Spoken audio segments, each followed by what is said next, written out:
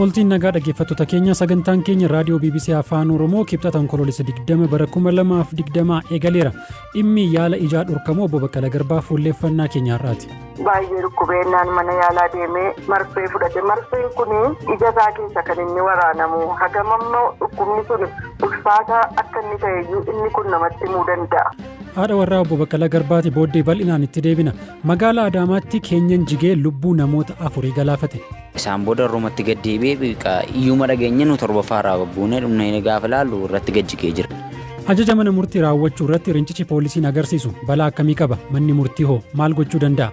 Yaada ogeessa seeraa qabna. Ani Baqqalaa Toomaatii haga xumuraatti nu waliin tura.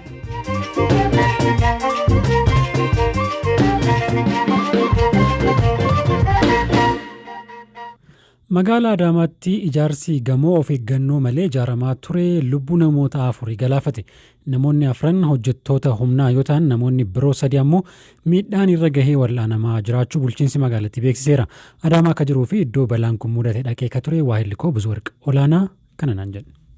Magaalaa Adaamaa kutaa magaalaa Dambalaa jedhamutti gamoo abbaa darbii 7tu ijaaramaa jirutu jira haaraa. Isa maddiitti babal'isuudhaaf kan fudhatame manni jira ture.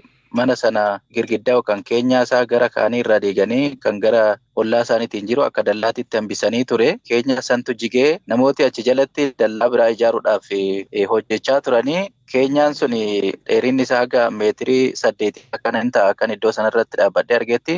Namooti 6tu bakka sanitti hojjechaa ture. Abbaan qabeenyaa gamoo sanillee akka achi ture namoonni achi ture sun natti himaniiru. Innillee miidhaa salphaan akka irra ga'ee fi cinaa sana waan hin turre baay'ee akka miidhamnedha. Namoonni 4 battaluma sanitti lubbuu isaanii darbee namni 3 ka ta'u immoo akka achi jara baraaramanii ta'us miidhaan qaamaa akka irra ga'e kan natti himanii. Garuu miidiyaaleen gamoon guddaan akka jige wayiitti kaasaanii ka jige garuu dallaadha malee gamoo gamoon sun akkuma jirutti jira gamoo abbaan darbii 7 mana moofaa sana guutumaan guutuutti diiguun odoo isaanirra jiraatu akka dallaatitti waan hambisaniif jecha manni moofaan sun yookaan dallaansaa kan gartokkee tokko jechuudha isatu jigeeti kan nama miidhe. Namoonni miidhaman namoota akkamiiti? Namoonni suni hojjettoota humnaati.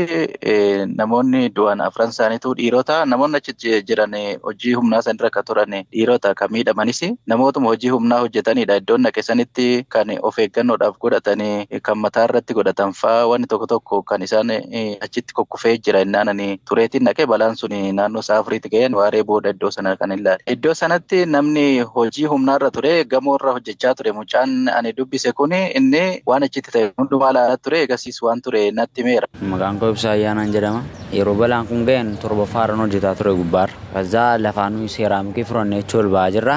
Ajjalaa immoo ganabba'uudhaaf natti fakkaateeti girgiddaa kana ganabba'uudhaaf qorqoraniiru jalasa. Isaan booda Roomatti gad deebi'ee iyyuma dhageenya nu torbaffaarraa buunee dhumnee gaafa laallu irratti gajjigee jira. Irraa kaasuudhaaf yeroo isinitti fudhate moo namoonni kun lubbuu isaanii kam ta'e? Irraa kaasuudhaafis yeroo nutti fudhateera. Eega nu irraa kaafne jedhee ijoolleen gurguddaamaniiru. Mana moofaadha durumaan kan ijaaramee turedha. Gara biraan ganabbaanii achi ol baasuudhaaf isatu irratti gad deebi'ee irratti jigeen. Hiriyoota keetii warri kun hin beektaasa? Isaan hin beeka wajjinumaan hojjenna bara.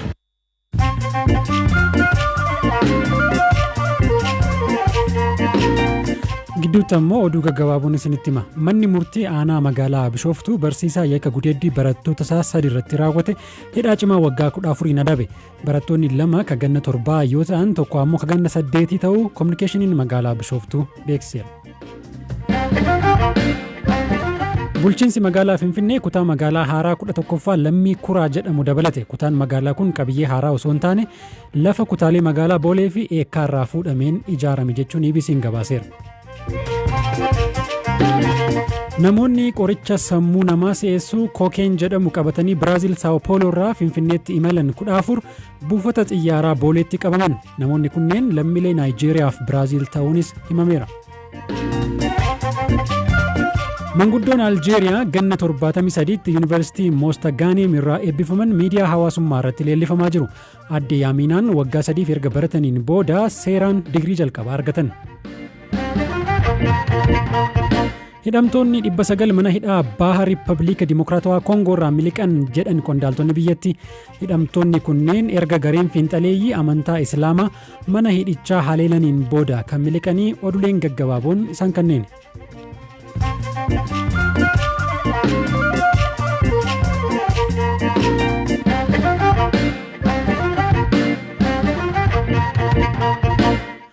Odeessa taanutti wayita ceenuu qaamni raawwachiistuu mootummaa ajaja mana murtii fudhatee hojiirra oolchuu dhabuun daran yaaddeessaa ta'uu fi biyyattii gara seer-maleessummaatti dhiibuu akka danda'u ogeessi seeraa fi pirezidantiin duraanii mana murtii waliigalaa Oromiyaa obbo Tashaalaa Barraa BBC'tti himan. Guyyaa kaleessa manni murtii olaanaa godina Shawaa Bahaa nama siyaasaa obbo Lidatuu Ayyaaleew akka gadi dhiifaman irra deebiin ajajus poolisiin gadi hin dhiisne. Haaluma wal fakkaatuun namoonni siyaasaa mirga wabiin akka gadi dhiifaman yoo murtaa'u poolisiin gadi dhiisuu diduun mul'ataa ture. Kuni hagam yaaddeessaadha akka jedhu gaaffii koo jalqabaa obbo Tashaaleef dhiyeesse. Akka malee yaaddeessaadha. Akka ammaa ta'een beeku. Akka ammaa jabana dargii gara 1974 gaafa dargiin naci shibbir jedhee nama ajjeesaa tureyyuu akkas hin taane. Ajajni mana murtii gaafa sanallee kabajamaa ture. Mana murtiin duubattidha nama ajjeesu. Badii amma geessan sana namarraan ga'u malee ajaja mana murtiitiin hin turre. Manni murtii ajaji jennaan raawwatama ajajni mana murtii. Gaafa dargii hamaa sana jechuudha. Sirna Ihaadig keessattis darbee wanti akkanaa hin ture garuu akka ammaa ta'ee hin beeku. Isa faranjoonni unprecedented jedhan sanaan ammaa kun jechuudha. Ta'een beeku wanta akkasii. Mana murtii difaayii gochuun mana murtii waan ajaja harkatti diduun abbootii seeraa ajaja kennan waamanii qoratanii sodaachisanii kunoo namoota gabaasa adda addaa dhageenyu qabatamaadhaanis abbootii seerarraa kan dhageenyu ogeessa seerarraas kan qulqulleeffannee harkaa qabu namnis kan beeku bal'inaan kan gaggeeffamaa jiru akkasii hamaadhaan miilan akkas ta'ee hin beeku. Maalidha balaansaa akkana ta'uunsaa biyya irratti balaan qabu maayini? Yeroo in the short run yeroo ammaa mirga namaatu sarbamaa bal'inaan gaggeeffamaa jira waan ta'eef jechuudha. In the long run yeroo dheeraa keessa garuu namni waa'een olaantummaa seeraa jedhamu kun waan aadaati. Namni kana booda gara seeraa akka hin deemne godha. Seerarraa akka abdii kutatu godha. Seerarraa abdii kutatte jennaan sirna seeraa deemsa seerarraa namni abdii kutatte jennaan gara mana murtii dhaquun gatii hin qabu jedhee amane jennaan biyyattii sana keessatti anarkizim siivil woor ni jedhamu amala akkasiirraa madda jechuudha. Mootummaan akka mootummaatti wanti inni provide godhu wanti inni uummataaf kennu komodiitiin isaa inni guddaan sirna seera tiksuudha eegsisuudha nageenya eegsisuudha. Kana hin jiru jedhee uummanni amane jennaan balaadha jechuudha. Olaantummaan seeraatti hin jiraatiin biyyi jiraachuu hin danda'u. Biyyi kan hundooftu biyyi kan hirkattee dhaabbattu olaantummaa seeraatti seera mootummaan seera baasaa namuu seera sana jala deema. Kana dhabamsiifte jennaan mootummaan akka mootummaatti of dhabamsiisee jechuudha. Suusaayidaalisa jedhan sana jechuudha. Mootummaa uummataa isaa fiigu biyyi akka biyyaatti hin jirtu jechuudha. Manni murtii maal godhuu qaba? Akkamittiin murteessaa raawwachiisa yookiin immoo akka hojiitti hiikamu maal godhuu qaba manni murtii? Manni murtii tarkaanfii barbaachisaa hunda fudhachuu qaba. Seerri kanarra kan jedhu tarkaanfii barbaachisaa jechuun namicha isa gadhiisuu dide mootummaa keessa mootummaan caasaadha qaba. Poolisii yoo ta'e kan gadhiisuu dide poolisii sana waamee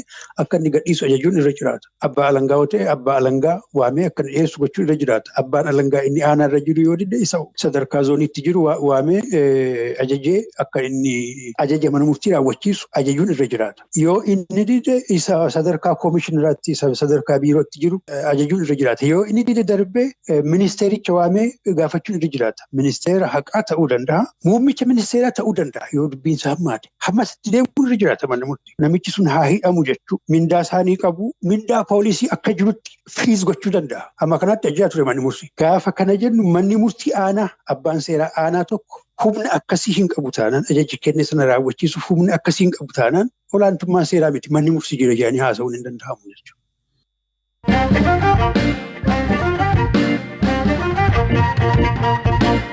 Xumura irratti shororkeessummaan himatamanii mana hidhaa akka jiran dura taa'aan koongirensii federaalawaa Oromoo obbo Baqqala Garbaa dhukkubsatanii yaala argachuu dhabuun daran nu yaaddeesseeraa jedhu maatiin. Ija isaanii kan dhukkubsatan obbo Baqqala Garbaa manni murtii hakiima dhuunfaan akka yaalaman ajajullee manni amala sirreessaa raawwachuu diduu abokaatonni isaanii ni himu. Abbaan alangaa federaalaa gamasaan dhimma kana quba hin qabu jedhe. Kan haati warraa obbo Baqqala aadde Haannaa Raggaasaa jedhaniin haa eegallu ka dubbisee Buzuu Warqolaanaati. Iji kun akka hakiimiin yookiin doktoriin isaa nutti himetti humna arguusaa persentii 50 hir'isee jiraanii jedhe. Kanaaf immoo kana addaan kutuu hin qabdu ji'a ji'atti fudhachuu qabdaa ittiin jedhamee gaafa ji'a isaa gaafa dursee ittimee gaafa inni yaalamuudhaaf qophaa'ee ka'u galmee keerra hin jiru mana dhuunfaatti yaalamuu kan jedhu hin jiru. Barreeffamee hin jiru wanti nu bira ga'e hin jiru ittiin jedhu manni sirreessaa inni qaallitti lafti hin jiru. Naani aayani waan kana jalqabeera si'a lama deemeera amma kun sadaffaadhaan deemuuf jedha. Kun ikkoo jalqabumaa qabee wanta iyyamameedha mana murtiitti immoo dandeenyaan mana dhuunfaatti yaalamuu danda'u kan jedhu murteeffameera. Kanaan kan ka'e yaalamuu jalqabee maaliif na dhowwitu jedhee waraqaa kanaan dura ittiin yaalamee risiitii isaa hundumaa fuudhee agarsiise. Amma manni murtiidhaa nuuni hin geenyetti nuti kana hin beennu, nuti ofiinis geessuu hin dandeenyu, ni asitti sineef eeguudha jedheenaan bakka ishee warra hooggantoota keessan naaf waamaa isaanii wajjin naasa'aatti jedhe warra hoogganaa sana immoo hanga kaleessaatti meerre waan itti naasa'an miti. Amma dandeettiin arguu isaanii parsantii 50 hir'ateera kan jedhaniin ija isaanii lamaanudha moo ija isaanii tokko? Ija isaa tokko.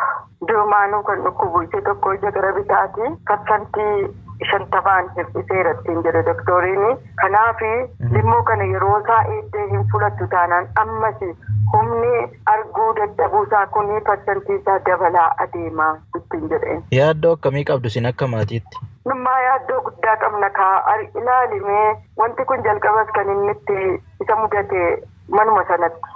Isa duraa sana yeroo hidhame naannoo waggaa 7 achitti kan inni qabame. Isa lammata hidhames achumatti kan inni baay'ee dhukkubeennaan mana yaalaa deemee marfee fudhate. Marfeen kun limmoon kun ija isaa keessa kan inni waraanamu. Hagamammoo dhukkubni sun ulfaataa akka inni ta'eyyuu inni kun namatti himuu danda'a. Baay'ee yaaddoo qabna nuti. Guyyaadhaa guyyaatti yeroo dhannu kan nuti isa gaafannu isuma kana. Wanti kun ka'umsi isaayyuu dhiibbaa dhiigaatiin riitinaa isaa sanarratti dhiigi dhangala'eeti. Amma akka dhiibbaan dhiigaa isaa sunis baay'ee ol ka'ee sadarkaa hamaarra jiruti isa kana inni namaa ibsuu danda'u. Abukaatoo obbo Baqqala Garbaa keessaa tokko kan ta'an obbo Tuulii Baay'isaa manni amala sirreessaa sababa uumee maamila isaanii yaala dhorkaa akka jiru himu. Dhimmi fayyaa obbo Baqqala Garbaa sadaasii 15 guyyaan beellamaan mana murtiitti dhiyaatan haga gahutti waan turu waan hin taaneef mana murtii dhimma isaanii harkaa qabutti iyyata galchuufi jedhan. Komishinii poolisii federaalaa gara mana bal'isuu yookaan darban kan dura waajjira poolisiitti argachaa turan mirgi isaanii akkuma tuuqaan madarbuu qabaa jedhee manni murtii ajaja kenne.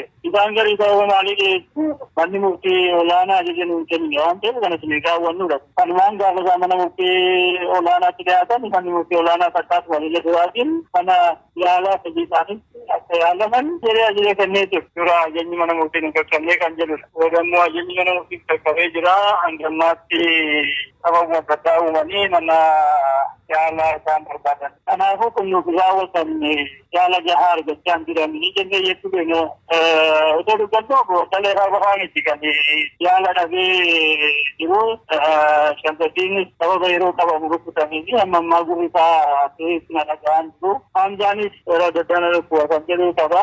Dhiibbaan dhiigaa jiraa sukkaarri jiraa kan haamjaadha. Isa kanas manneen amala sirreessaan raawwachaa hin jiru. Dhimma dhukkubsatanii yaala dhorkamuu obbo Baqqala Garbaa irratti yaada akka nuuf kennan hoogganoota mana amala sirreessaa argachuuf yaaliin goone hin milkoofne. Haa ta'u malee abbaa alangaa itti aanaa mana hojii abbaa alangaa waliigalaa federaalaa akka ta'an obbo Fikaaduu Tsaggaa dhimmicha akka quba hin qabne himanii adda baafatanii tarkaanfii sirreeffamaa akka fudhatan BBC'tti himaniiru. Saddachi ajaja kennee jedhan fakkaata. Ajajni mana murtii kenname immoo kabajamuurra jira. Rakkoon akkasii yoo jiraate yaala waliin wal qabate ni ilaallaa gammaa sooshaal miidiyaa irratti wanta dubbate qofa malee gara biraatiin wanta bare tokko illee hin jiru. Mana yaalaa geessuun dirqama keenya nama qabamee nama shakkamee nama mootummaa harkachu. Kana hoo godhuu baatan garuu yakka jechuudha namtu namni kana godheen qoratamaa hin gaafatamas. Amma wanti kun dhugumaa lafarra hin jira akka jiru sanullee hin barre ani eegamaa. Dhugaadhaa moo dhugaadhaa miti kan jedhu sanullee hin barre ilaallaa argatanii booddee deebii kennuu danda'a.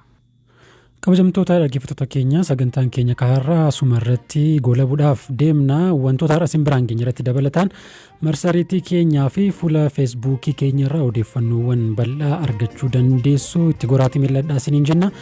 Sagantaa irraa akka qopheessiteef Raa'ol Balaayii kan isin biraan ga'e immoo ani Baqqalaa Tomaatii bor sagantaa biraa walitti deebina horaa bulaa.